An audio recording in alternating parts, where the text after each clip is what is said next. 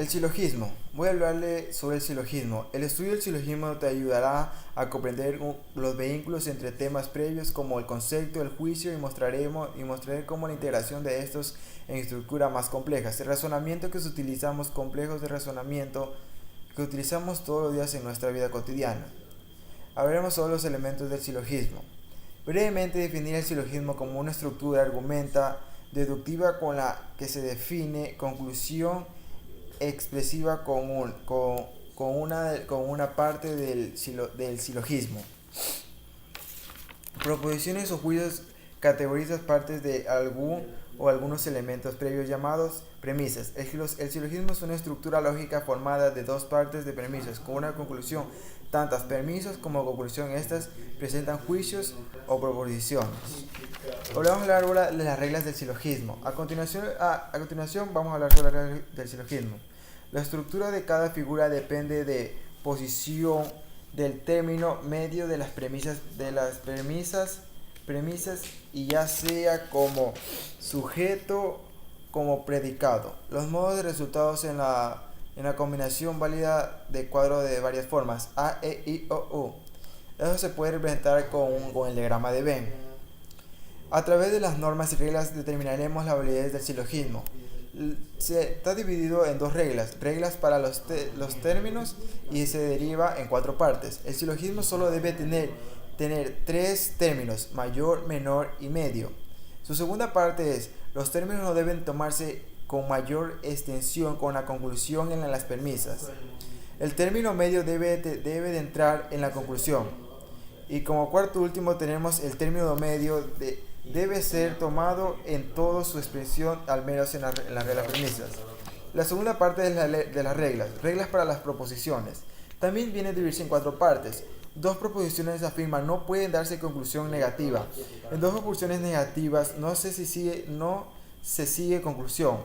Tercera parte, la conclusión debe seguir parte débil. Y por cuarta y última regla, de dos premisas particulares no sigue la conclusión. Y vamos a hablarle por último, validez y invalidez del silogismo. La validez es un razonamiento deductivo de la cualidad que se exige garantía con la conclusión que se apoya con las premisas. Es verdadero y infiere con la seguridad de una premisa. La validez no es lo mismo que verdad.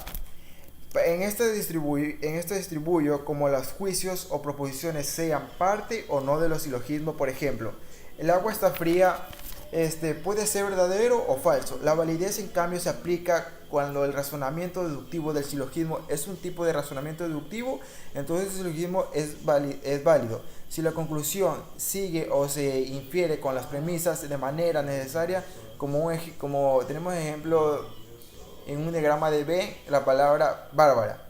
Podemos dividirlo en partes vocales y la otra la parte del abecedario.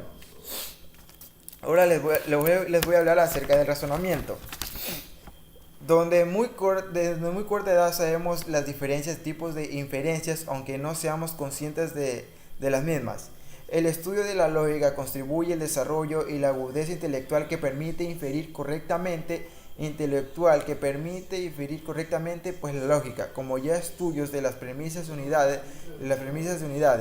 Es una ciencia formal que estudia las técnicas, proporciones de las reglas, métodos y principios usados para distinguir la inferencia de correcta o incorrecta. Vamos a hablar sobre características del razonamiento. El razonamiento es un procedimiento mediante el cual analizamos, informamos y se realizan inferencias y se obtienen conocimientos justificados por razón. Expresamos nuestros razonamientos a través de un argumento que viene a estar dividido en varias partes. Le voy a decir la primera parte: elementos, materia, contenido y formas. Su segunda parte: previas y conclusiones. Tercera parte tenemos la validez e invalidez.